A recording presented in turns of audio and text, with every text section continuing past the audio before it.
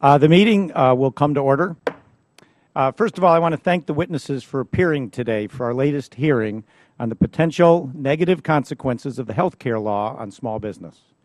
It's been a little over 1 full week since individuals and small business could begin to enroll in the public exchanges created by the President's health care law, and outcomes thus far, predictably, have not been encouraging. The President promised his health care law would reduce health costs and provide affordable coverage to individuals and small business. Instead, a number of small businesses have told us that health care law is increasing the cost of health care significantly, and in some cases well over 50%. However, while outcomes such as this were predictable, time and again by me and many others, they are not the subject of today's hearing. What we are here today to discuss are some of the other unwanted outcomes of this health care law, namely what effect it has had on employment opportunities at small business. As the committee has examined in the past, the health law's employer mandate that businesses with 50 or more employees offer health insurance to their employees or pay a penalty is a disincentive for businesses to grow and add new jobs. This outcome is made worse by the health law's seemingly arbitrary definition of full-time employees as someone who works 30 hours or more per week. While most Americans and other federal statutes define a full-time employee as one who works an average of 40 hours per week, the health care law creates its own definition of 30 hours or more per week. The consequences of this 30-hour per week definition are all too predictable: fewer hours for employees and administrative nightmares for small business. According to a recent survey of small business owners and executives, nearly 75% intend to take some type of action to avoid the health law's employer mandate, including moving more full-time employees to part-time status and reducing hours of current part-time employees to less than 30. In short, while most of the American public continues to place job creation as their #1 policy concern, the health care law creates the perverse incentive for employers to not only refrain from hiring new workers, but also to reduce the hours of current employees. The witnesses at today's hearing will explain the challenges the health law's definition of full-time creates and how it will affect the way they manage their business and provide for their workers. I'd like to now yield to Ranking Member Hahn for her opening statement. Thank you, Mr. Chairman. Despite over 40 attempts by my Republican colleagues in the House to repeal, defund, or derail the Affordable Care Act, the law is still the law, and it is moving forward to achieve the objective of finally giving the almost 50 million uninsured men, women, and children in this country quality, affordable health coverage. Last week, the most long-awaited portion of this law went into effect as online health insurance exchanges opened across the country. These exchanges will mean lower cost and expanded coverage for individuals and small firms across the country. We should all be really pleased that finally the millions of Americans who have lived in dread that an illness or an accident could plunge them into financial ruin will finally have access to good coverage that they can afford. But today we're looking at a provision that could potentially impact small businesses and their employees across the nation. The health care law defines a full-time employee at 30 hours per week. This change was intended to increase the number of workers to whom coverage would be offered. This has been the debate on both sides of the unintended consequences for workers. This committee has heard claims from employers that they are cutting the hours of their workforce to avoid offering coverage on those employees. Some labor organizations, such as Teamsters, Unite Here, UFCW, have also expressed reservations about the possibility of perverse incentives created by this 30-hour threshold. Of course, the law isn't perfect. We may need to make some changes. Since the exchanges just opened last week, I think we might have a clear picture of this impact of this provision if we waited until we have a good sense of the proportion of people who have bought insurance on the individual exchange and when the small business exchanges are a little more established.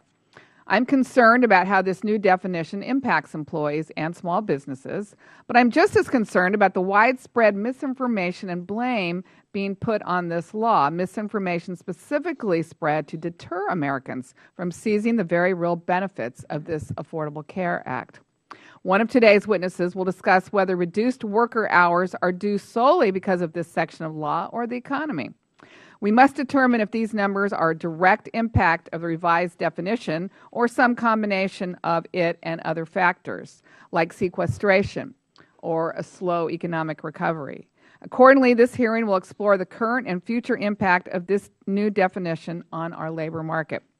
As with any other major laws, there has been much speculation about how the law will affect small firms. For this reason, it is important that we consider the legislation proposals to address these challenges and work to improve rather than repeal. This hearing serves as a starting point to examine the issue and start a dialogue so we can address it immediately. I'm open, and the President, I believe, is open to making sensible improvements in the Affordable Care Act. But when the opponents of this law are willing to shut the federal government down and risk the full faith and credit of the United States to destroy or at least sabotage this law, it's difficult to have a real conversation about what's working and what isn't. I hope that when the politics die down, we can have that conversation. And I think the Small Business Committee has a really important role in ensuring that this new law proves that it is affordable for employers and employees alike. Thanks to the witnesses for appearing before us today, and I look forward to this hearing. Thank you. First of all, if committee members have an opening statement prepared, I'd ask that they be submitted for the record. I'd like to now take a moment to explain the timing lights. Each witness will have 5 minutes to deliver your testimony. The light will start out as green. When you have 1 minute remaining, the light will turn yellow. Finally, it will turn red at the end of your 5 minutes. And I'd ask you to try as you can to keep in that time limit, but certainly we'll be a little bit lenient if you go over. Our first witness is Raymond Keating. Mr. Keating serves as the Chief Economist at the Small Business and Entrepreneurship Council, a nonpartisan small business advocacy organization headquartered in Vienna, Virginia. Among his policy areas of expertise are taxation, regulation, the U.S. economy, and other small business issues. In addition to his position as the SBE counsel, Mr. Keating also serves as an adjunct professor in the business school at Dowling College in Oakdale, New York. Mr. Keating, thank you for appearing today. You could now deliver your message. Thank you very much. Chairman Collins, Ranking Member Hahn, members of the committee, thank you so much for having this hearing today on the potential effects of the Patient Protection and Affordable Care Act, or Obamacare, on employment in small business. My name is Ray Keating, and as you said, I'm Chief Economist with the Small Business and Entrepreneurship Council. I'd like to highlight a few points from my written testimony and then add some quick points from a business owner, an SBE council member, who I spoke with yesterday to get a feel for what he would like to relay to the committee if he were here. Number one, obviously it's important to consider the impact of Obamacare within the context of our poor economic performance in recent years regarding both economic growth and employment growth. Just a quick rundown on a few numbers. Economic growth during this recovery has been running at about half of where we should be during a recovery. We're averaging about 2.2% real GDP growth. Historical average going back to 1950 is 3.4%. And during recovery expansion periods, it's actually 4.5%. So we're badly underperforming. That leads to problems on the jobs front. Throughout the recession and subsequent recovery, for example, the labor force participation rate, which has gotten a lot of attention recently, has been at a low that we haven't seen since August of 1978, 63.2%. Now, that certainly reflects an assortment of things going on in the economy, but very much a large number of people simply giving up and not bothering to look for work. Just to give you a little perspective, if we had a labor force participation rate that was a little more within the historical norm, the unemployment rate right now would not be 3%, it would be 12%. roughly. Now, given the Obamacare employer mandate and the definition of 30 hours a week as full-time, we need to look at full-time versus part-time employment. As for people who are working part-time but want full-time work, in August, this group registered 7.9 million. That's fortunately down from a peak of 9.2 million set in September 2010, but it's far above the pre-recession levels, more than double, for example, the 3.9 level that we registered in April 2006. It's also important to recognize a dramatic shift that we're seeing in 2013 as to part-time versus full-time job creation. During this recovery, during the whole recovery, a bit more than 90% of jobs created have been full-time. However, from January of this year to August of this year, 2/3 of employment gains have come via part-time jobs. That's a striking number. That's a striking break from what normally happens. And I think it does speak to the issue of how part-time workers are treated under Obamacare versus full-time. If we're going to look at job creation, obviously we have to look at small businesses. We're here in the Small Business Committee. And as we well know, that the bulk of new jobs, net new jobs, are created by small firms, small and mid-sized firms. And if you look at the trend there, we've seen a decline in entrepreneurship on a whole host of levels, whether you're looking at self-employment, business births, the number of employer firms, we've seen a dramatic decline. It's not that surprising then that we see a lag in terms of job creation among small businesses in this recovery. In the testimony, I highlight several polls of small business owners talking about their response to Obamacare. It hasn't been good. For example, 41% of owners in one Gallup poll said they held off on hiring new employees. 38% have pulled back on plans to grow their business. 1 in 5 have reduced their number of employees, and essentially the same number have cut employee hours in response to the health care law. We've got a new poll coming out at SBE Council that shows that 76% of small businesses are not going to hire, unlikely to hire within the next 6 months. Finally, I wanted to hit on this point. I spoke with Mike Frederick, who owns a small manufacturing firm in Wisconsin, 57 employees. And he relayed several frustrations with the new law, including, and he put a big emphasis on dealing with the very large administrative costs related to the law. He's got one person that works on this. He can't add anybody else. He's also looking at probably a 30% increase in premiums this year, and he faces the very real possibility of having to cut staff to less than 50 workers. To sum up, in a time of slow economic growth, lackluster job creation, troubling trends on the entrepreneurship front, we would hope that policymaking would be directed towards boosting incentives for private sector risk-taking, entrepreneurship, investment, and so on, such as broad and deep and substantive tax and regulatory relief. But unfortunately, when you look at this law and so many other areas, we've been pointed in the exact opposite direction. Thank you, and I look forward to any questions you might have. Thank you, Mr. Keating. I'd like to now yield to Mr. Lukemeyer so he may introduce our next witness. Mr. Lukemeyer. Thank you, Mr. Chairman. It's my honor this afternoon to introduce our next witness, which is Steve Herman. He's from our district. He is founder of Supermarket Solutions and vice president of Paul's Supermarket Incorporated. He's one of the only locally family-owned supermarkets in the area, and he expanded to 3 different locations in central Missouri with 75 full-time employees and 100 part-time and seasonal employees. Like so many other employers in my district, the Affordable Care Act and its new definition of full-time employees is greatly affecting Mr. Herman's ability to grow the business and employ more workers. Proud to introduce him this afternoon. I look forward to his comments with regards to how the ACA is affecting his small business. Welcome.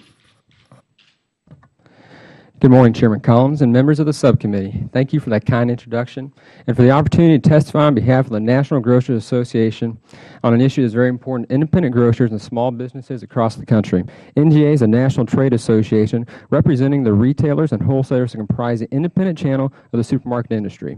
Independent grocers account for approximately 1/4 of the total U.S. supermarket industry, with nearly $130 billion in sales and over 944,000 in direct jobs that pay over $30 billion in wages. My name is Stephen Herman, and I am Vice President of Paul's Supermarket.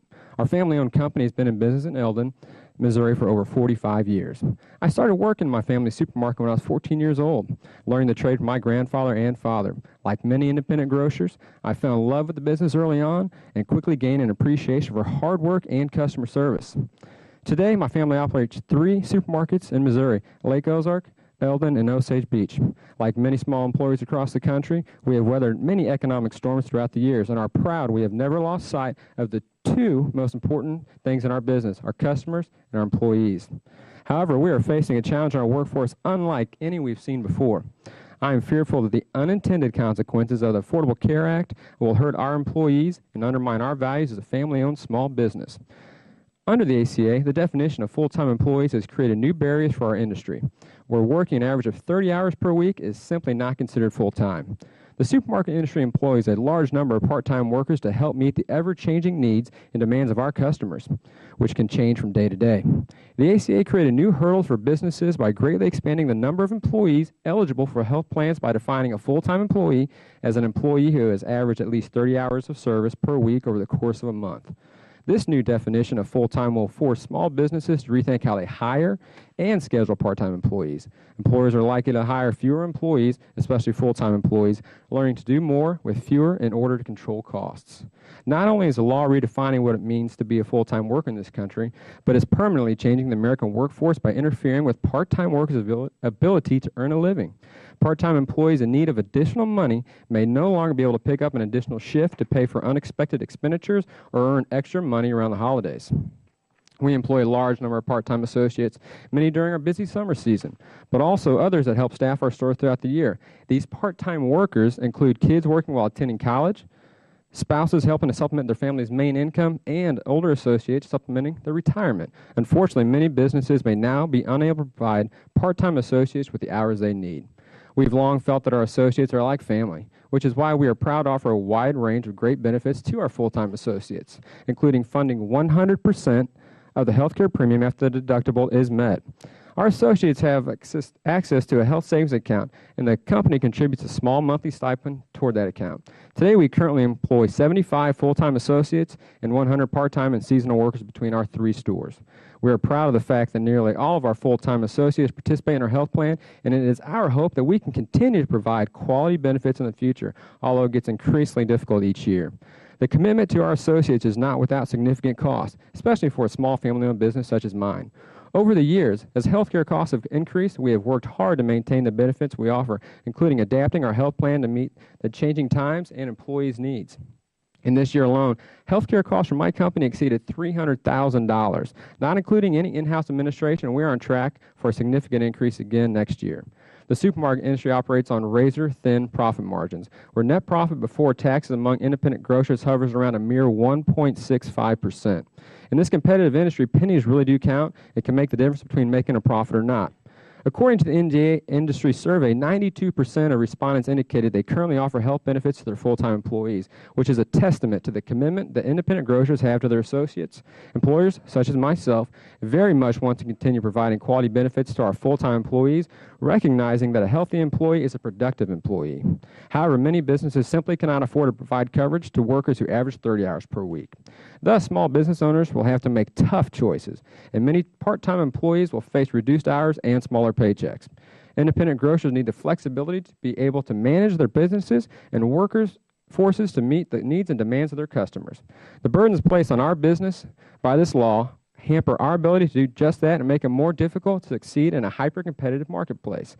Paul's Supermarket prides itself on supporting charitable organizations and community groups. However, pressures from the healthcare law could impact our ability to continue that support at the same level. My strong recommendation to you today is that Congress should do all it can to help businesses by removing any barriers or any artificial thresholds that will inhibit our ability to hire workers and create good jobs. One of the most effective ways for Congress to do that is to pass legislation that amends the unrealistic definition of a full-time employee under the healthcare law so that businesses can focus on continuing to be an employer of choice in the communities we serve. Thank you so much for the opportunity to appear before the committee today. I look forward to answering any questions that you all may have. Thank you. Thank you, Mr. Herman. Our next witness is Stephen Bianco. He is the owner and president of 42 Holdings, LLC, which maintains its headquarters in Fairfield, New Jersey. Mr. Bianco operates a number of College Hunks Moving Junk franchise operations in various states. Very catchy name there. These businesses employ a large number of full-time and part-time college hunks, right? He is testifying today on behalf of the International Franchise Association. Mr. Bianco, thank you, and we look forward to your testimony. Thank you. And although I may no longer be a hunk, my mother does think I am, so that's all that counts. Chairman Collins, Ranking Member Hahn, and members of the subcommittee, thank you for inviting me here today to testify on the effects of the health care law's new definition of full-time employee. My name is Stephen Bianco. I'm the president of 42 Holdings. I'm a member of the International Franchise Association. I'm a former cadet at the United States Air Force Academy and a former trooper with the New Jersey State Police. I own and operate an interstate and intrastate moving company, and I also own 15 franchises of College Hunks Hauling Junk and College Hunks Moving throughout northern New Jersey, Nashville, Tennessee, and Cleveland, Ohio. College Hunks Hauling Junk and College Hunks Moving offer residential and household moves, offers relocations, junk removal, donation pickups, and labor services. I'm a proud business owner. It offers a service that my communities need, flexibility, and secure jobs for dozens of motivated team members in multiple states throughout this country. As a franchise small business owner, my livelihood and my ability to provide for my team members depends upon the economy and the strength of federal policies. While well-intentioned, the Affordable Care Act poses a serious threat to my business's ability to continue providing a fun, enthusiastic work atmosphere and quality jobs for people who want them and deserve them. For decades, U.S. employers have used the 40-hour work week as a standard for workforce culture. Unfortunately, the Affordable Care Act's provision requiring employers to provide coverage to full-time employees and defining full-time as 30 hours will cause many employers like me to simply alter the employee's hours in order to run a successful small business. This puts all of us at a loss. Employers must implement new workforce management methods, and some team members will receive fewer hours and reduced take-home pay. Not to mention, they will still be ineligible for employer-sponsored health coverage. I currently have 72 employees in 3 short years. 20 of those are part-time. In 2014, we're planning on hiring an additional 34 part-time workers throughout my locations. Many of these part-time workers work 3 days a week. It's simple, but 3 days a week, 10 to 12-hour shifts daily. These part-time workers are attracted to our company culture because the positions offered can easily fit with their schedules, whether that includes school, child care coverage, or something else within their family needs. During move season, what our industry considers the busy time, we typically have a large number of customers who are trying to schedule their family's move. I'm sure all of you have gone through that. Many of my part-time team members will try to fit as many as 5 shifts in during that time to make additional income for themselves and their families. Currently, it is not uncommon for a part-time team member who normally works 25 to 30 hours per week to double their work hours during that time period to 50 or 60 to make that extra money. I currently offer health plan coverage to our full-time team members. But in order to manage our health costs, I will need to limit the hours worked by our part-time team members. I've offered my full-time team members health coverage even without the employer mandate, and I have every intention on continuing that coverage. However, the increased cost of doing business by providing coverage to employees with fluctuating schedules that only occasionally put them in full-time status will leave me no choice but to scale back my part-time workers' hours. I consider myself lucky because I have succeeded with an ambitious growth plan over the last 3 years. But many small business owners have not. Not only has the employer mandate discouraged job creation and business expansion, it also has damaged existing jobs by including a misguided statutory requirement that discarded more than a half a century of established labor policy by now defining full-time as 30 hours. Culture is everything in a small business.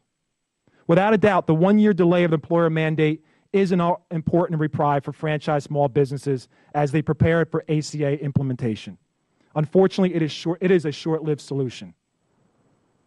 The 30-hour definition is a major change that could have far-reaching consequences we have not yet begun to see. The revision of the new definition of full-time employee for the purpose of the Affordable Care Act is a common-sense solution that will put the ACA in line with many other federal wage hour regulations. Thank you for allowing me to testify today. I look forward to answering you any questions. And as a citizen, I am open to conversation. Thank you, Mr. Bianco. I'd like to now yield to Ranking Member Hahn so she could introduce our last witness. Thank you, Mr. Chairman. It's my pleasure to introduce Mr. Dean Baker, the co-director of the Center for Economic and Policy Research. Mr. Baker previously worked as a senior economist at the Economic Policy Institute and served as a consultant for the World Bank and the Joint Economic Committee. Welcome, Mr. Baker. Thank you. Thank you, Ranking Member Hahn and Chairman Collins. I appreciate the chance to address the committee. My name is Dean Baker. I'm co-director of the Center for Economic and Policy Research. And here I want to talk about our research I should say, done with my colleague Helena Jorgensen, looking at the impact of the hours of the sanctions, employer sanctions, on employment practices through the first half of 2013, the period prior to when President Obama announced that the sanctions would not go into effect for 2014. So in other words, this was a period when employers had reason to believe that they would be subject to the sanctions based on their employment for 2013. I'll make three main points. First off, I want to talk a little bit about the plausibility of some of the claims that have been made about the ACA and make a point that at least some of them clearly are not plausible. Secondly, I will review the evidence, the analysis that I had done with Dr. Jorgensen. And lastly, I want to say a couple things about what we might imagine to be the long-term impacts of this particular aspect, the 30-hour requirement in the ACA. On the first point, plausibility of some claims, there have been a lot of claims about how the ACA would cause different problems, how it's responsible for the downturn, the weakness of the recovery. It's important to point out that the first time you really have a direct impact of the ACA on employment is in 2013. There are many people claiming that businesses were deterred from making hires in 2010, 2011, 2012. It's very difficult to see that as credible if you look at the way the labor force behaves. Specifically, we have an enormous amount of churning in our labor force. An average month, we have roughly 4 million people leave their job, a bit less than 3% of the workforce.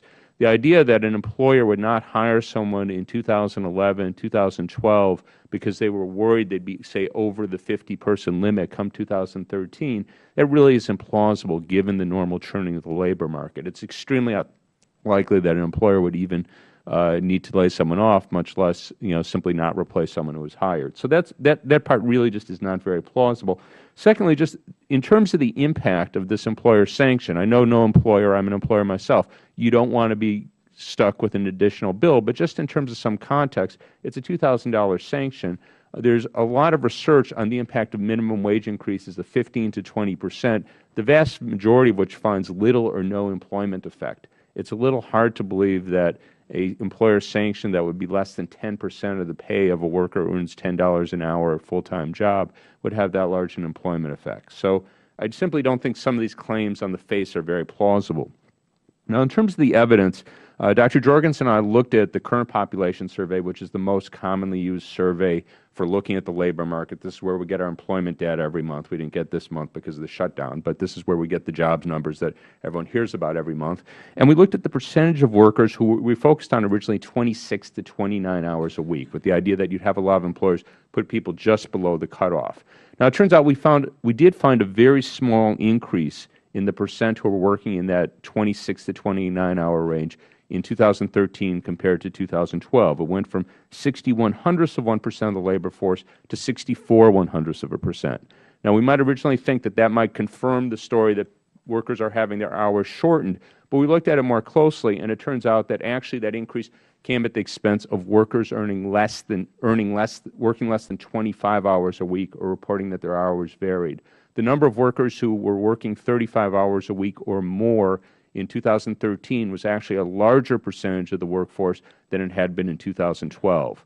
So in other words, our data is showing the complete opposite of the story. I won't say there was a big increase in full-time employment, but it goes the wrong direction for the change that the critics of the ACA have raised. Now, the last point I wanted to raise is simply talking a little bit about the longer-term story. When you put a specific cutoff, a 30-hour cutoff, whatever it might be, you have to imagine over time employers will respond to that. And there actually is an interesting example to look at. Hawaii has had an employer mandate on health insurance for about 30 years. There's been some research on the effect. In that case, the cutoff is 20 hours. The research found that it did have, after a long period of time, a very modest effect. For the bottom quintile of the pay scale, it reduced full-time employment, or I should say employment above this 20-hour cutoff, by roughly 3.5%, or for the total workforce, roughly 0.7%. Now, before anyone runs off assuming that that's a very bad thing, important to keep in mind the vast majority of workers who work part-time do so voluntarily. That's true even today, where more than 2/3 are working part-time voluntarily. Typically, it would be more than 80%. That's not necessarily a bad thing that we see a small increase in the number of part-time jobs available to people who might be raising children, have other reason not to want full-time employment. And important to keep in mind, there's nothing natural about the length of our work week. That came about in part because we've had a tradition of having health care insurance as a fixed cost for employers, which is likely to make them prefer to work a worker overtime, even paying them time and a half or double time, rather than hiring a second worker. That also is not natural. If we change that by making it more easy for people to get insurance other than through their employer, to my view, that's more consistent with a free market. Thank you for listening. Thank you, Mr. Baker. At this point, we'll start our questions, and I'll delay mine until the end. Not sure when votes are coming. They may come at 2 o'clock, so we'll get through this as best we can. But at this point, I'd like to yield 5 minutes to Mr. Lukemeyer. Thank you, Mr. Chairman. Mr. Herman, I want to start with you this afternoon. And what are your plans to try and be able to stay competitive with the chain grocery stores that are in your area? You're a mom and pop shop. And we thank you for that, because as a mom and pop shop, you're a whole lot more engaged and supportive of community activities and much more sensitive to the community than a lot of the chain folks. What are your plans to try and stay competitive with your competition and still be able to maintain the quality of service with the number of folks you have and trying to deal with the 30-hour situation? I know some folks deal with, like you've got 3 separate stores, they go into 3 separate organizations, 3 separate corporate entities. Some go with more part-time, some temps, some downsize. What are your plans to be able to maintain your stores and compete? Well, that's a great question. As a successful business operates, they have to make plans. And one thing we look at first with our existing employees is that they're our family. We're a small community, and we're going to take care of them as best we can. Health insurance is a big deal. Now, what we have to look at is our future hiring practices. We may not be able to hire on someone with the potential of being a full-time employee. We may not replace somebody as, we have to do more with a little less. Another thing, too, tough choices, is our part-time employees, we offer 401k after they've been there for a year. We might have to look at, getting rid of 401k, and we have a great 401k program that my father put in place, back in the 90s, and we match 100% up to 5% of gross pay. You look at areas like that, and you mentioned the community. As a small businessman, charitable organizations are huge. It's the people that work with us. I'm fortunate to be on a school board, and we have a town that is a Title I district. It's over 50% free and reduced lunch. There's a program called Buddy Pack, and Buddy Pack, unfortunately, has been defunded through ARA, which is another thing. But where it's been funded from is local businesses and churches in the community. Things like that could potentially suffer. So to hope that helps paint the picture there is what we're looking at. But our existing employees, we want to take care of their family. They they used to weigh me on the scale when I was a baby, and they're still there. So it's tough. It's tough, but we want to do the best for our community, and that's what we'll do our best to be successful and stay in business. Well, Mr. Herman and Mr. Bianco, you guys did build it, and we appreciate what you've done. Mr. Bianco, would you like to answer the same question about how you're going to try and maintain your competitive edge with this Affordable Care Act trying to squeeze the hours of some of your employees? I know you've got kind of a unique situation there, that a lot of seasonal and part-time employees. Are you going to wind up cutting back some of those hours on some of those part-time folks so you can put more part-time people in there, or what's your plans? Our competitive advantage is just that. It's us trying to actually change an industry in the moving world. And that's been our mission from day one, is to be a true change agent in that industry.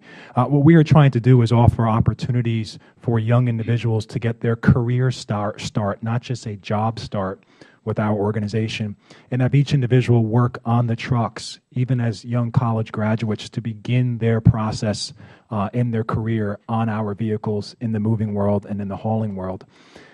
With that, we do have a lot of them as part-time workers. If we have to reduce those types of hours that drastically, those quality high-end individuals that we are striving to hire will not be interested in working with us. That prevents us from growing.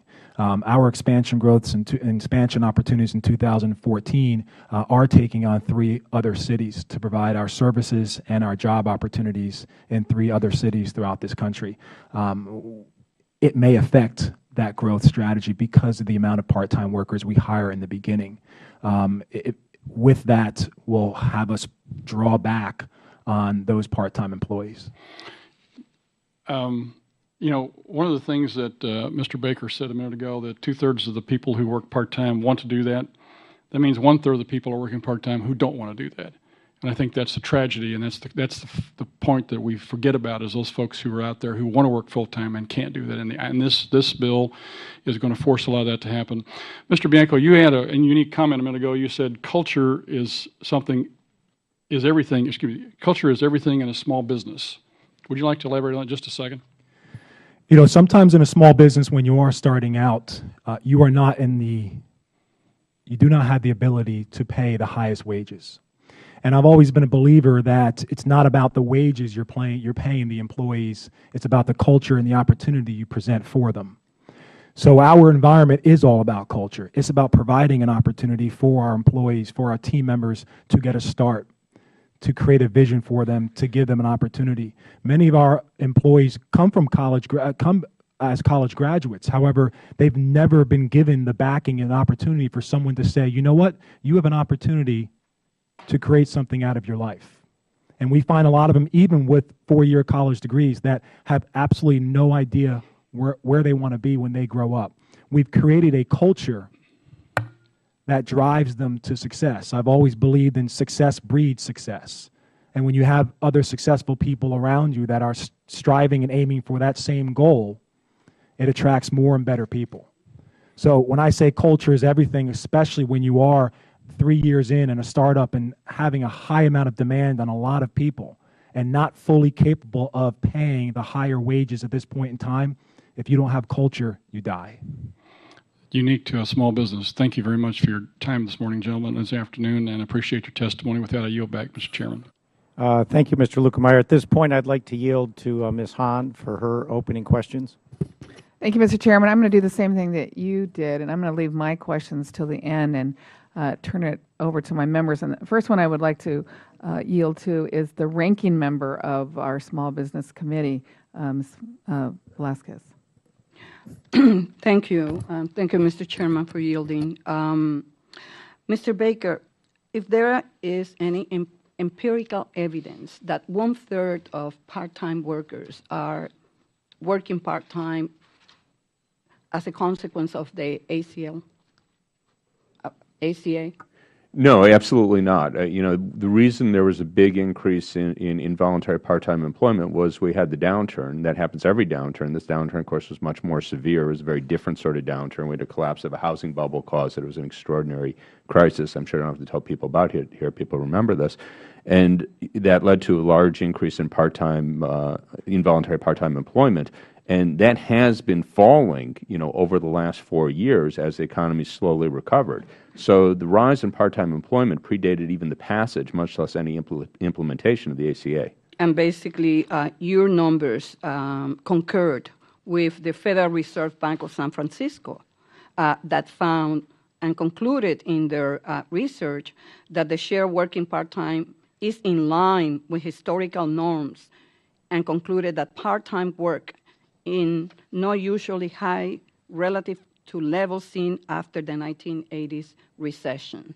That's exactly right. So other people, they've looked at it. There's another study which I can't place offhand, but I know of no studies that found an opposite conclusion. Basically, every study I know that's looked at the data has found that involuntary part-time has followed the same sort of pattern that you would expect to see given the weakness of the economy. Also, there has been 2 recent surveys conducted among small businesses, and one of them is from NFIB. And they found that the biggest obstacle reported by businesses were economic uncertainty and consumer demand. Wouldn't these factors play more of a role in an employer's hiring decisions rather than implementation of ACA? Absolutely. And the NFIB survey in particular I recommend to people because that dates back to the 1980s, so we have reliable data going back for close to 3 decades now. And they ask the same question to employers. I don't know if they've never changed it, but basically a similar question over that period. What are the biggest problems they face?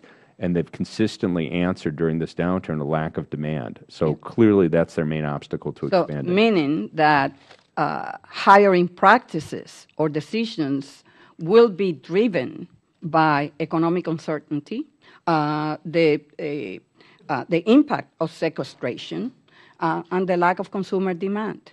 That's right. Anything that slows the economy, anything that pulls money out of the economy, sequestration being one of the things that pulls money out of the economy.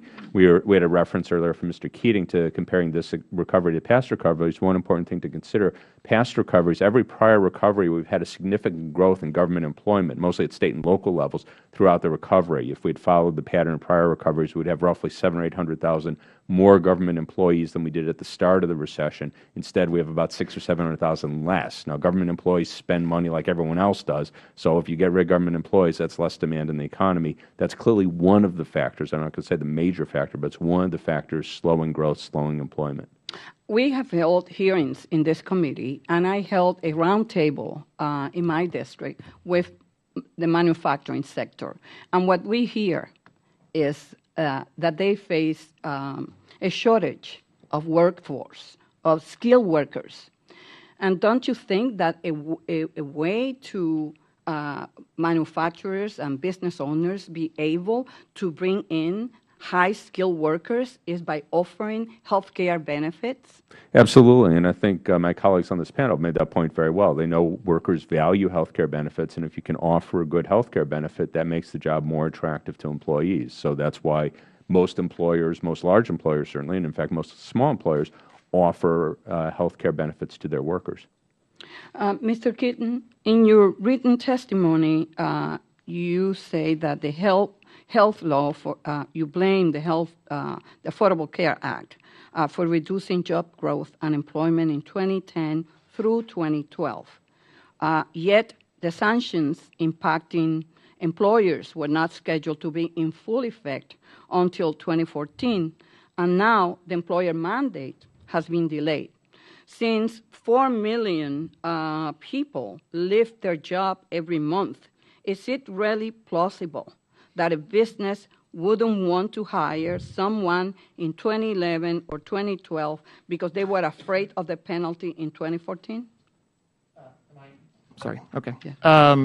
Yes, of course it's plausible because actually businesses and entrepreneurs plan, unbeknownst to what we heard earlier. When you run a business, you have to figure out what your costs are today, and you have to figure out what your costs are a year from now and try to estimate going out. So when you have a law that's passed in 2010 that has looming mandates and regulations and so on and tax increases, that's certainly going to impact the decisions that business owners make. That's just the reality of the business world. Incentives come into play. I was glad to hear people talking about incentives before as an economist. I try to hammer that home with my students. Incentives matter. Economics ultimately is about incentives. So yes, when you put the Obamacare bill in with everything else, I mentioned at the end of my testimony that it's part of an unfortunate policy agenda that has been pointed against faster economic growth and more job creation. We would want to, as we've seen in past, what's the best answer to to coming out of a recession and growing an economy? It's not tax increases and more regulations on businesses and entrepreneurs and investors. That's exactly what we've done. So I would say that this is very much part of the equation, yes. Yeah, it could be, and also the lack of demand. Yeah, the well, lack of I'm glad you touched consumers on that, going right? through you. We can't take the economy as just being, well, it's bad, so therefore we just have to deal with it. The question is, why is it bad? Why did we have such a deep recession, and why are we now, over 4 years into a recovery, having one of the worst recoveries on record? Now, there's a lot of debate about that. I'm sure Mr. Baker and I would disagree, but I would say a huge part of it, in fact, I would argue the biggest part of it today that's holding us back is this policy agenda that is pointed in an anti-growth direction. Mr. Baker, would you like to comment? Yeah, well, first off, in terms of businesses planning, of course they do, and presumably businesses know that their employees turn over. So if they were worried in 2010, 2011 that they're making hires that if, put them over the limit for 2013, if they're doing good planning, they know that they can count on some of their workers leaving. So that really wouldn't make a lot of sense. In terms, again, the downturn, I've written on this at length, as have others. We had a collapse of the housing bubble that was driving the economy, and none of us has a magic elixir to simply replace that. And this is a qualitatively different recession. Some of us said that at the time. We warned of the housing bubble. It was easy to predict, or at least I thought it was easy to predict. So there are no surprises to me. It's really followed pretty much the textbook. So, and if we look at business investment, which is, if this really is the case, that's actually pretty much back to the pre-recession levels. So unless we know something George W. Bush was doing that was very anti-business back in 2007, it's hard to see anything Barack Obama is doing because it's having no more effect. And on top of that, the housing bubble and the impact of sequestration on an economy that's still struggling? Well, again, we need every source of demand we can get, and government demand is just like any other source of demand. If we cut back government spending, cut back government employment, we're pulling out a source of demand for the economy. So that certainly slows growth. And again, in terms of the housing bubble, we're not going to replace that, at least not in any easy way that I could see. And, and frankly, I wouldn't want it to be replaced by another housing bubble. That would not be the way to go. But we can't just, I don't know of any magic elixir that just says, okay, we'll replace that source of demand, which, again, by my calculation, somewhere around $1 trillion a year in lost demand. Thank you. Thank Ms. you. Velasquez, shall we yield back? Thank you. At this point, I'd like to yield to Mr. Rice. 5 minutes.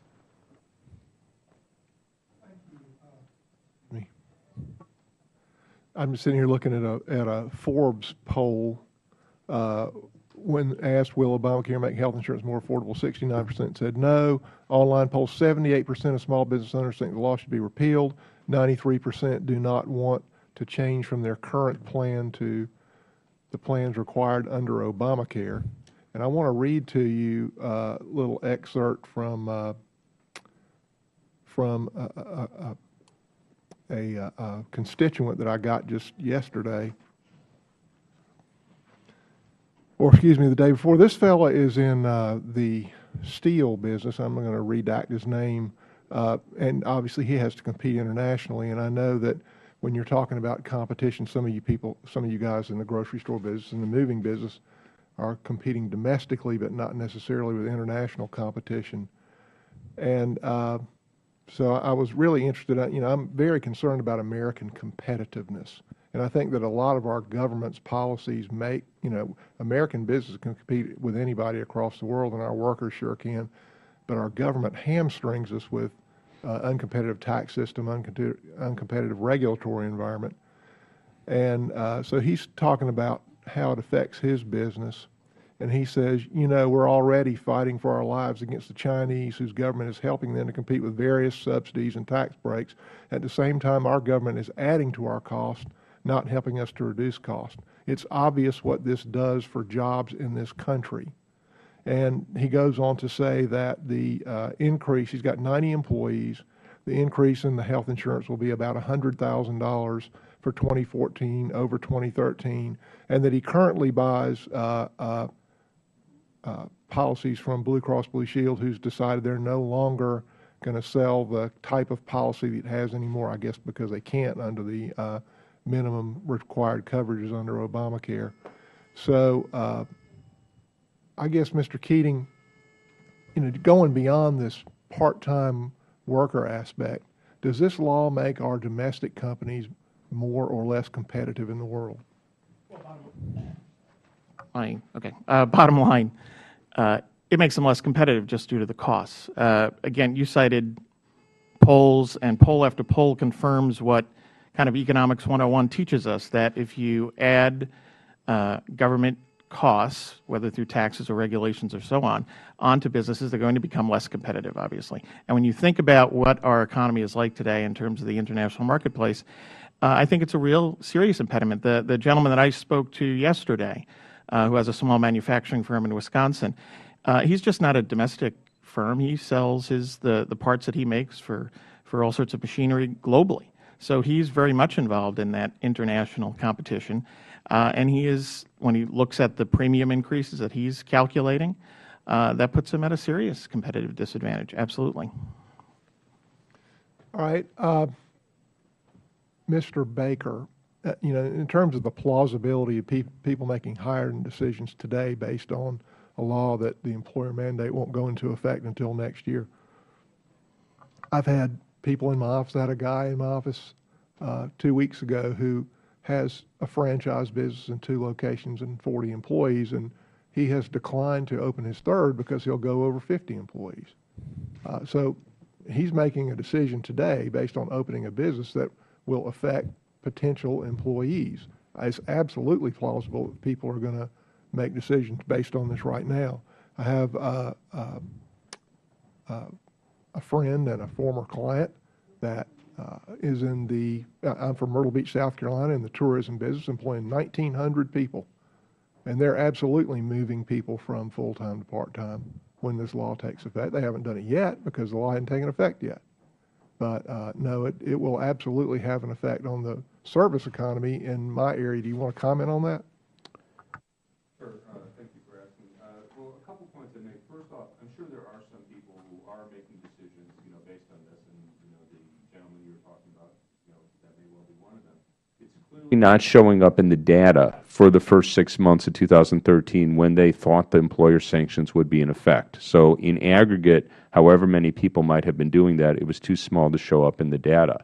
Now, in terms of the moving people from part-time to full-time to part-time over a longer term, I would be surprised if there's not some of that going on. But again, the point I was trying to make, and perhaps I didn't make it clearly, we have a lot of people in this country who choose part-time employment. So the fact that you might have some employers that are offering part-time work that would actually be consistent with what many people desire. So this isn't something I would expect to see overnight. I would expect it to see, in the case of Hawaii, it didn't even show up after 10 years. It was only after 20 years that it was visible in the data. One more quick thing. In the Budget Committee, I asked Doug Elmendorf, who's the head of the CBO, what his estimate of job loss from Obamacare was, and he said the CBO's estimate is 800,000 full-time jobs lost as a result of implementation of this law.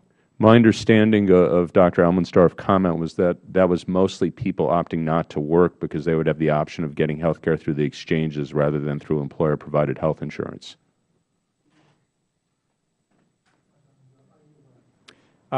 Thank you. Unfortunately, it does look, votes have been called, and we have a number of members that still have questions to go. So what we're going to do is adjourn. It's a quick 2-series vote, so I'm guessing we'll be back in less than 30 minutes. Unfortunately, where you see 11 minutes now, you can add about 10 to that because they always hold over that first vote. But we should be back in about a half hour, at which point we'll adjourn for right now for about 30 minutes and reconvene after the votes.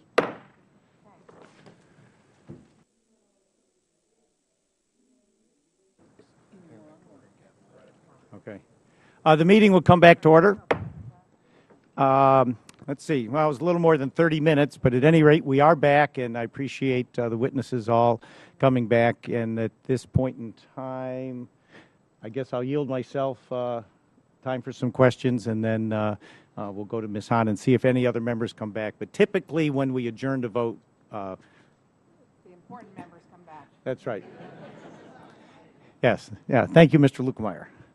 I guess I'm a small business owner. I've been an entrepreneur for 40 years, so I know what's going on. But I've also, in this role, I can remember asking the director of the IRS in charge of implementing the laws. I asked him a couple of questions. So I'm just curious if Mr. Bianco or Mr. Herman could even answer these, because as we're preparing for the employer mandate, and while the penalty's been delayed, the mandate has not been delayed. That's been misspoken time and again.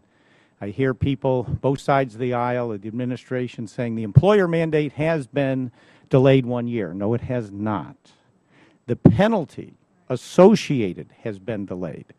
The other thing to point out to everyone is that when you try to determine who qualifies and whether your company qualifies on the 50-employee level, it's the 12 months that precede the year. So now, relative to being charged with the penalty, the buckets or the measurement starts January, so in less than 3 months.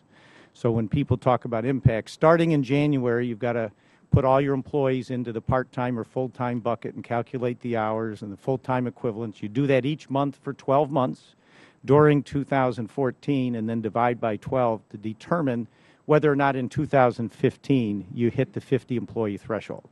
So I know I said to, I asked the head of the IRS, and we submitted them questions, and I was promised a prompt response, and I guess I'm still waiting, and that was several months ago.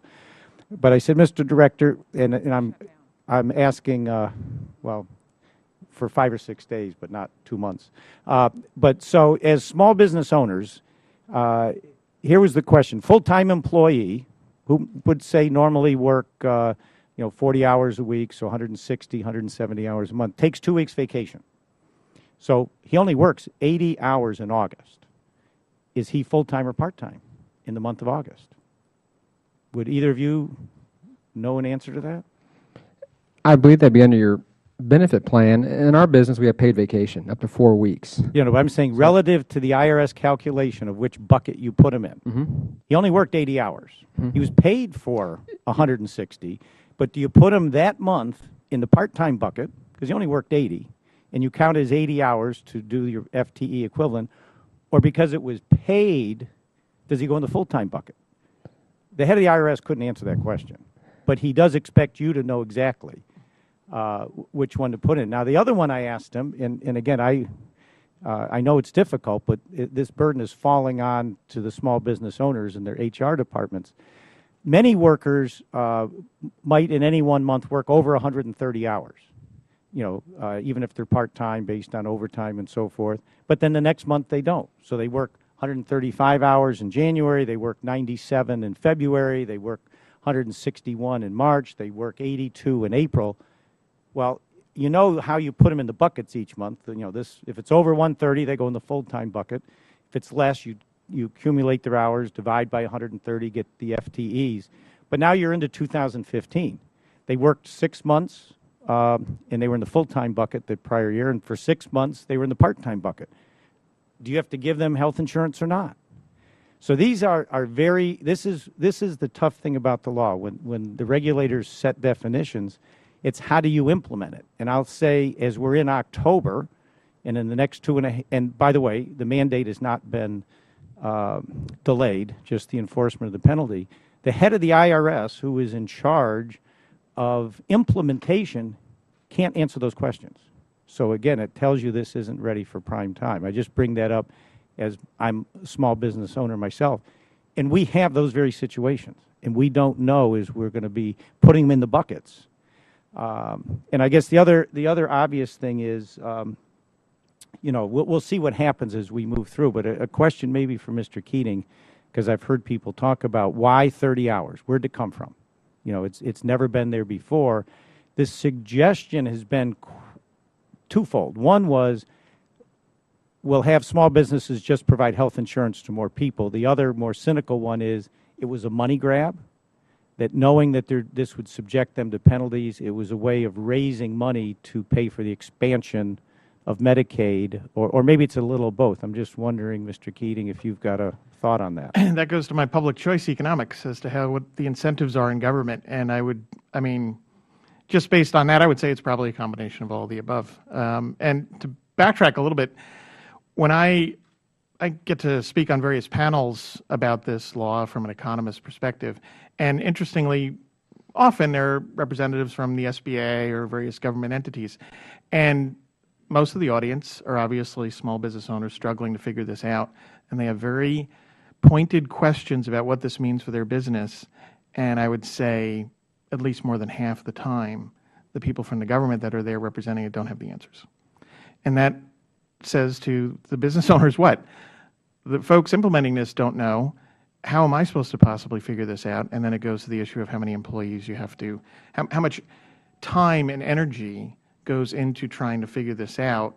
When, I talked about my testimony, we would hopefully want the time and energy and resources going to something productive in terms of expanding the business and creating jobs.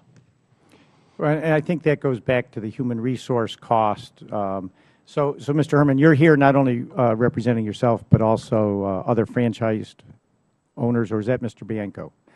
So the question is, I know a lot of franchisees have lots of part-time workers, and by and large, from what I've been told, those workers didn't sign up or didn't come in looking for health care. They were there to supplement their income, if you will, and many of them were working 37.5 hours and have now, in fact, had their hours cut to 28, 27, and I just wonder, because I know Mr. Baker was saying that the data doesn't show it, but then again, the data always lags.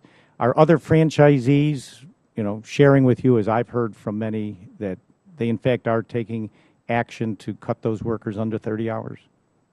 Yeah, so Mr. Collins, if I can first comment on your previous question regarding the new laws and regulations and the controversy that it causes for a small business owner. If the IRS can't figure out what to do or to get back to you on it, a small business owner, as you know, your time needs to be spent on the growth of your business, not trying to figure out laws and regulations. Each and every second that you detract from your core business value is a decrease in revenue and decrease in growth. So I wanted to make a point on that we don't have the time and the opportunity to spend it on trying to figure out new regulations that are uncustomary to what we currently have. We have seen multiple franchisees, and the ones I have spoken to myself, that have decreased the hours or are planning on decreasing the hours on their part-time employees. One of the biggest things about being a small business owner is that you have to plan 3 to 5 years in advance. If you're not doing that planning, no one else is doing that planning for you as the business owner. You need to be looking out for where your business, where your employees are going to be in 3 years, not just 1 or 6 months. So you have to take into account when you're doing your budgeting in 2013, as we're going through right now, we are not planning for 13. We're planning for 15, 16, and 17. And we're taking into account what is going to come ahead of us. So it's not just about hiring new employees. We plan on having those employees. Those employees may change, but the system and the mandates don't change. So we need to take that into account and know that we are going to have X amount of additional employees. We need to be able to properly fund those employees and plan for them. Another quick question for Mr. Bianco. I know a lot of companies had health insurance plans that they and their employees thought were designed very well for their business from a cost perspective and so forth. In many, from what I'm hearing, those plans are no longer available, unlike when the President said, if you like your health care plan, you can keep it. Well, you can't keep it if it's not offered anymore. So I'm just curious of your college hunks, how many of them needed maternity care? 0. Okay. And I have to assume, how many really needed prescription drug coverage? That varies. And the reason that varies is a issue that I talk to them about on a consistent basis. I want them to care about themselves, and I want them to care about their health. I don't want them just to go because they have an opportunity to take a plan, and that's an open door for them to look for, or each and every ailment they might have, to go search out for prescription medication. I want them to know how to take care of themselves and become healthy individuals and not just rely on something. So we've actually had that conversation in our, what we call our all-staff meetings that we have each month, where we either bring guest speakers or have internal conversations. And the last conversation I had with them was based around taking care of themselves is their best opportunity to lower any cost that they may have. So it does vary between the individuals, but inside our system, we are trying to cut back on that as much as possible.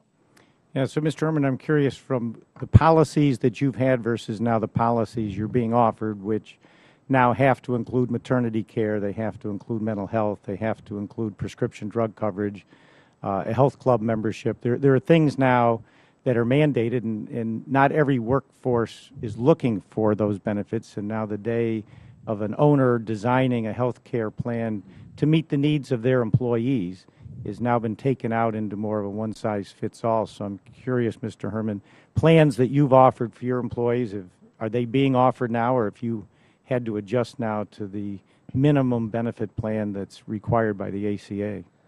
Well, we've been blessed to offer our employees a robust plan, and our plan already met the requirements of ACA. So what we have done, though, is how are we going to control our costs? And we're having to get inventive on that and look at new ways to handle it. And potentially it means us as a company taking on more risk in order to manage those costs. And what we've done is gone to a captive. And a captive is a sort of reinsurance program that allows smaller businesses to go out and group with other businesses. And but that's more risk. I mean, we're taking a risk, as with anything. And health insurance is not about, when you buy it, you're not supposed to be taking a risk. But this forces us to go out there and take these risks to hope that we manage it.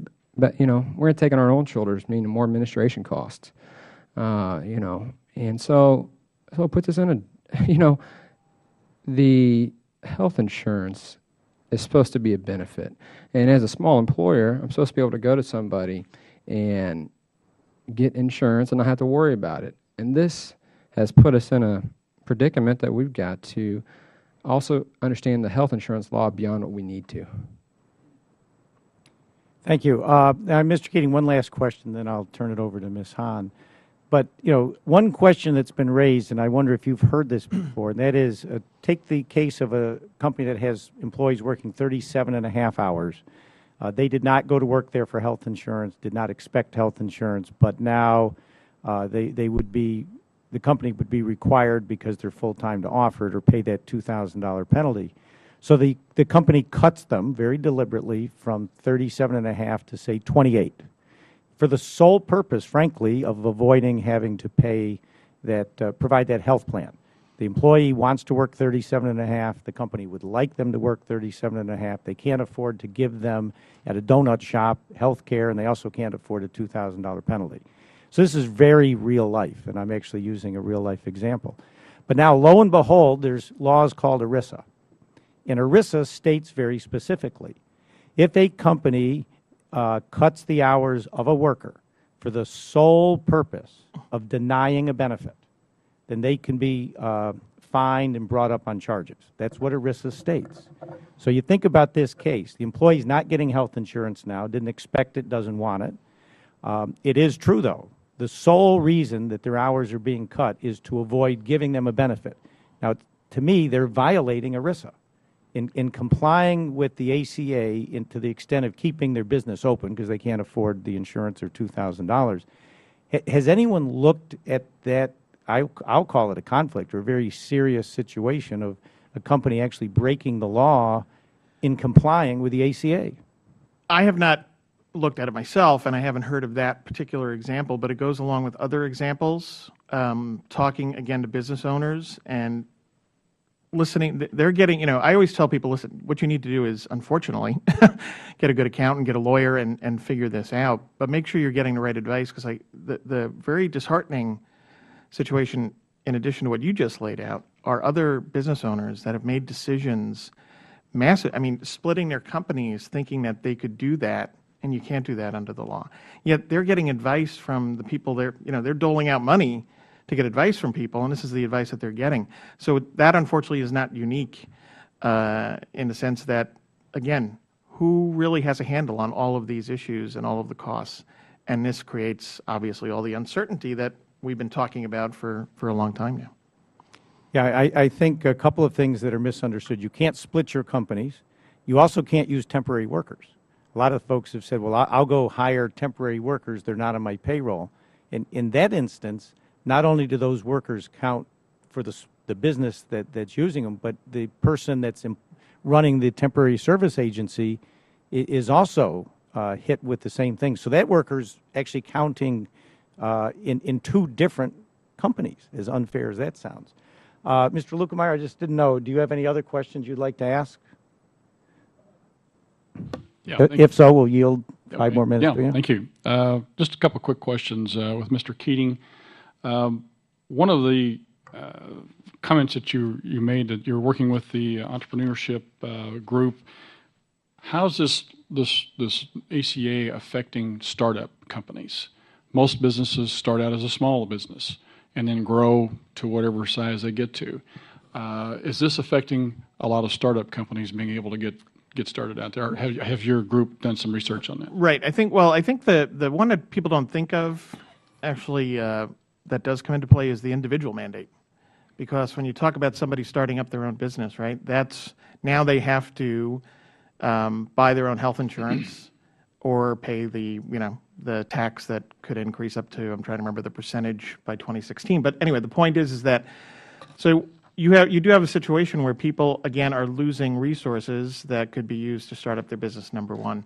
I think beyond that, you've got just this air of uncertainty, questions, costs. What is this going to, if I get this business up and running, what are going to be the costs on the regulatory front in terms of Obamacare? You've got a plan to, as the business owners here have talked about, and I talk about in my MBA courses, is that you have to have a business plan and you have to be realistic with it and lay out where you want to go, and that's from the very startup stage. That's the ideal scenario.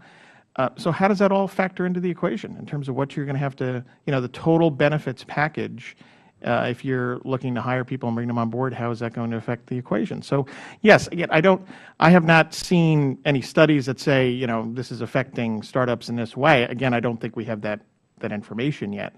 But based on, again, good old economics 101 incentives, it's clearly a negative in the equation. And that's what, to just a real quick point, all of the things that we're talking about here, the bottom line is that it's an additional negative. Now, you can debate how much of a negative it is for various businesses, and it's going to range from business to business, but it's a clear negative in the equation in terms of costs for businesses. That's the bottom line. And in this environment, why are we going down this path in the first place is the question. Well, I think one of the figures that just jumped out at me was the one that in your testimony, and you mentioned a while ago, is 76% of the small businesses are likely not to hire in the next 6 months. And there's other numbers in here with regards to how many are pulling back the number of employees that they have, as well as cutting their hours. That whenever you look at small businesses as being the drivers of our economy, that just immediately shows that there's a blanket of over this entire economy with regards to ability to generate jobs. And, I think you probably could extrapolate from that there's not a whole lot of new job creation going on out there as a result of that, unless there's a particular niche industry of some kind. But right. Well, the energy industry is great, right? Yay. It's right. When I go out and talk to people, I can talk about the energy industry and how well they're doing. But yes, across the board, again, the numbers are clear in terms of where we should be in terms of job creation during this recovery and where we actually are. You can pick your survey, whether it's the household survey or the establishment survey. We're nowhere near where we should be. So again, I put those surveys in there for a purpose because, again, when you look at the economics of it, we can discuss theory and incentives and so on, but the reality is that when people are going out there and talking to small business owners, this is what they're hearing. Sure, are there going to be the exceptions along the way that think this is great, or maybe their business is growing that it doesn't matter to them? That's fantastic.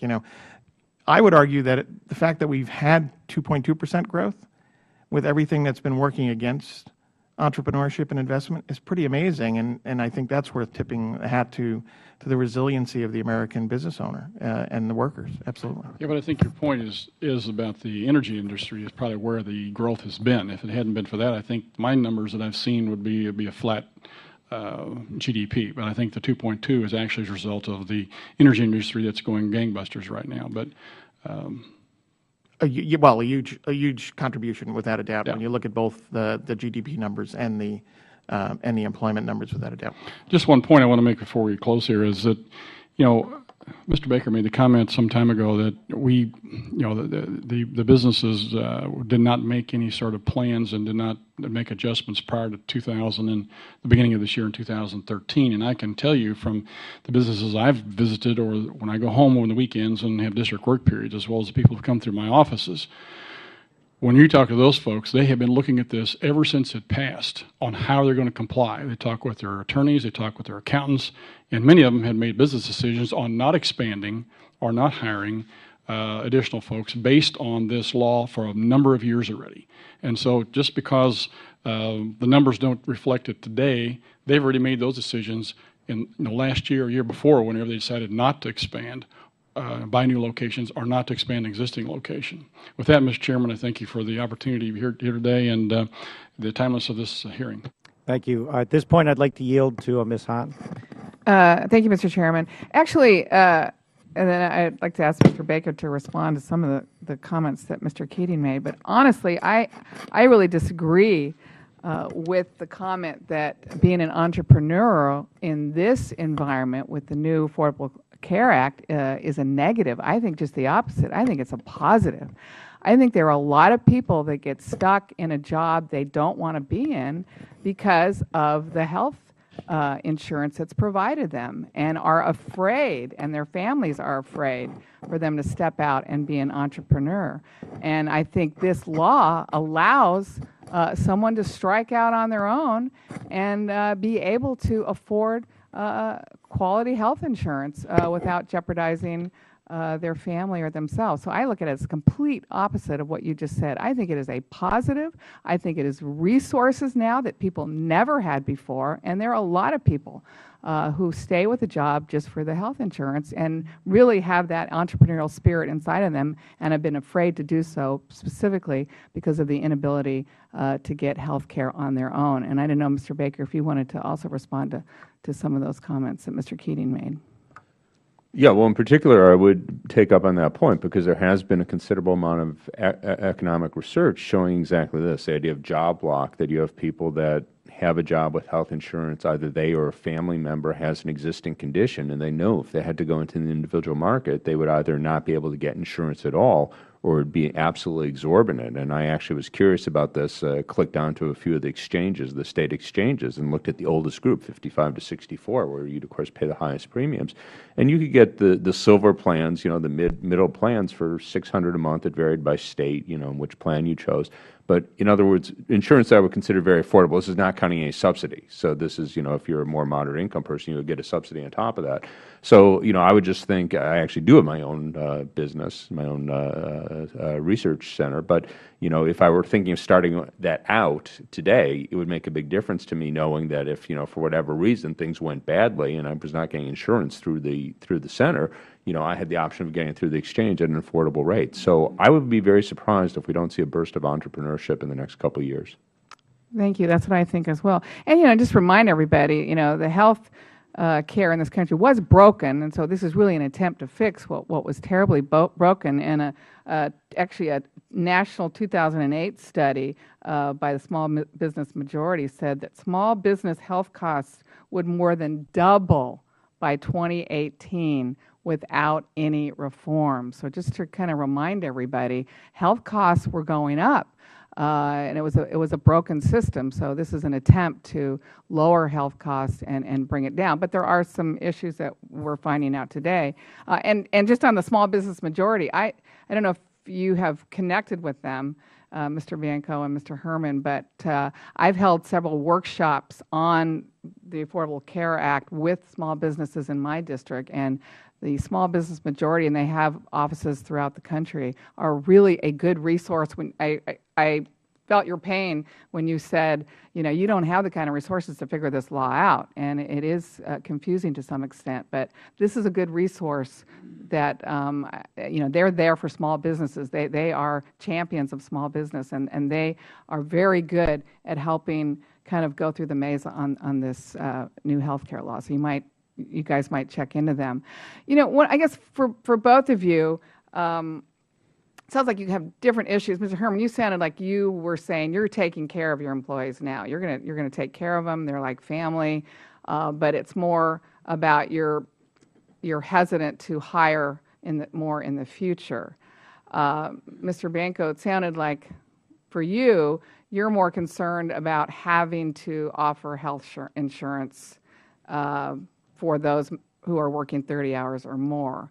Have you actually calculated those costs of, what it would mean to insure your full-time employees, or those part-time employees that, you talked about those that worked 3 days a week, sometimes 10 to 12 hours, which would push them, to the 36-hour limit.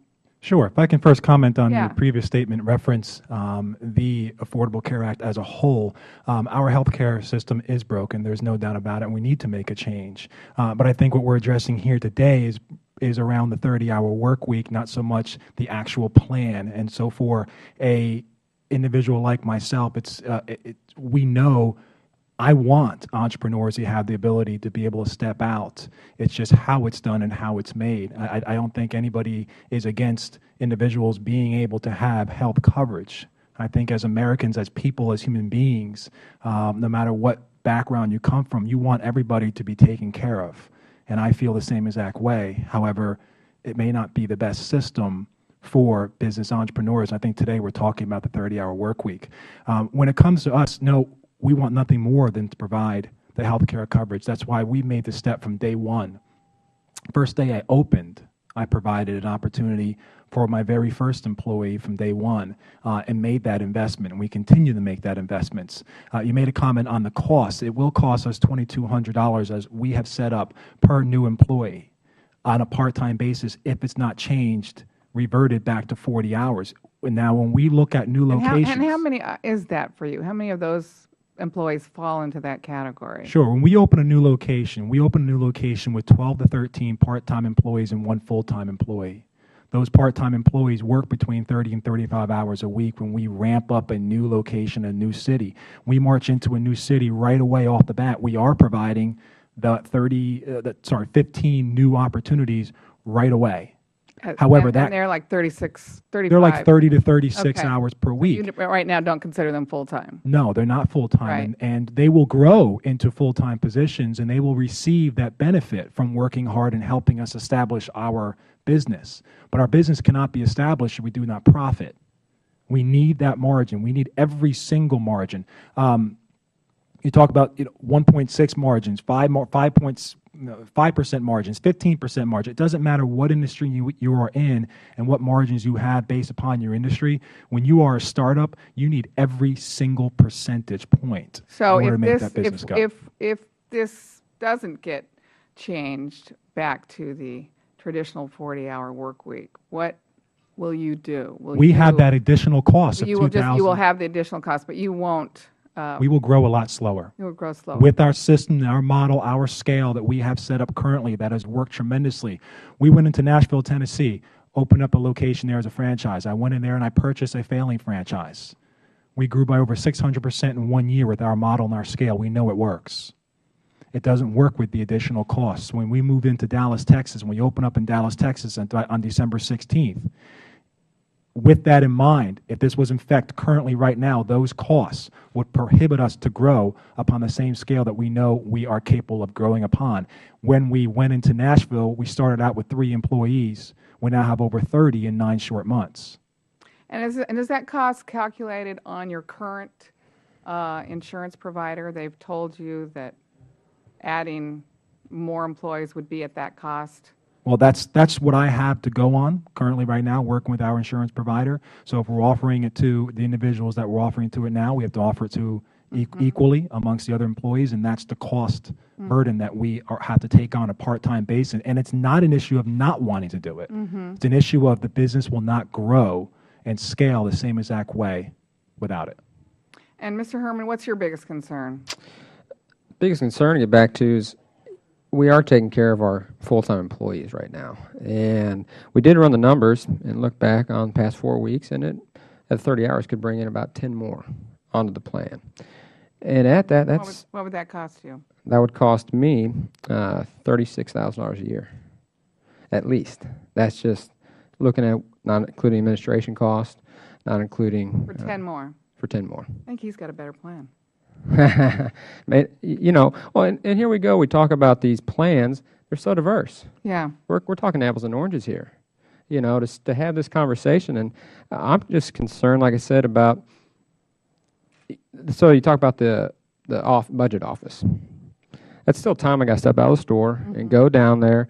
When what happened to just shaking my my uncle's hand, who's an insurance agent, and saying thanks for getting us good coverage. I actually have to leave him now. I'm leaving my uncle in the local insurance agency because they don't provide the plan that I think is going to best keep us in business. So the local insurance agent, he's got his hands in the air. He sells this stuff, and he says, I don't know what to do. We don't have a plan for you. I'm sorry. So, you know, I'm concerned about that. That's a local guy that shops in my store. He's got an agency there, has other agents. You know, I thought your current plan provided the benefits that the no, to stay competitive for our rates. When I look at our rates on where we're going to go to, his rates we're going to go up 10 to 20% at least. So we had to do something to keep our insurance plan, to keep our costs in line. And as a small insurance agency, they didn't have the ability to look at their underwriters and see what the options they had. Had to go with someone else that was innovative and do something else that hurts a small business guy, and it also drags you out of the office more. You know, spend a lot of time on this. And we had health insurance, and we still are going to provide health insurance to our employees, to our families. But, I mean, spent a lot of time on this. I'm taking time out of my schedule because I believe that the 30-hour requirement can cause some issues. And so I'm here today to comment on those 30 hours and hopefully represent the independent supermarkets across the nation, independent business owners, and make a difference. Thank you. Well, I appreciate all the witnesses here today. I think we've all learned something. Yeah, myself as well. I think we heard some divergent opinions.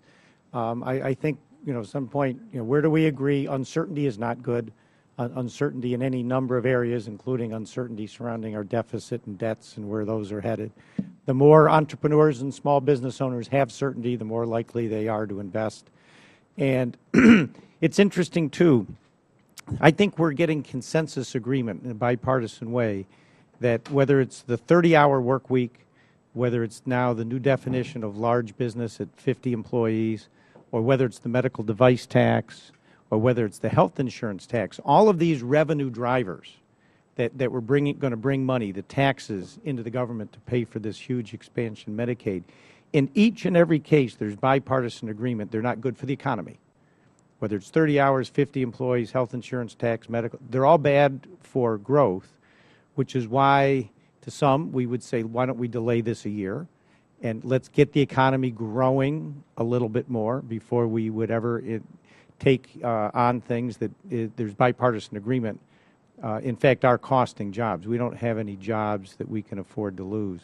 So I just would leave that out there, that as we move forward in these uncertain times, the best thing we can do is all get in a room. We can talk about this. We can talk about the negative impacts. How could we change something in order to deal with the negative impacts and yet understand the cost associated with that, so that we can all have a little less uncertainty. And clearly today, the exchanges aren't open. They're not working. My own staff can't get onto the exchange here in D.C. It's not open. And yet, in a very short period of time, you've got to start putting your employees in buckets to prepare for a year down the road. So anyway, I think those are all facts that would indicate we should delay, but that's just my opinion. So again, thank you all for coming. Your insight has been very valuable, I know, and appreciate you taking time away from your business, traveling here, and I can assure you that this testimony is valuable to us. So with that, I ask unanimous consent that members have 5 legislative days to submit statements and supporting materials for the record. And seeing none, without objection, it is so ordered. The hearing is now adjourned.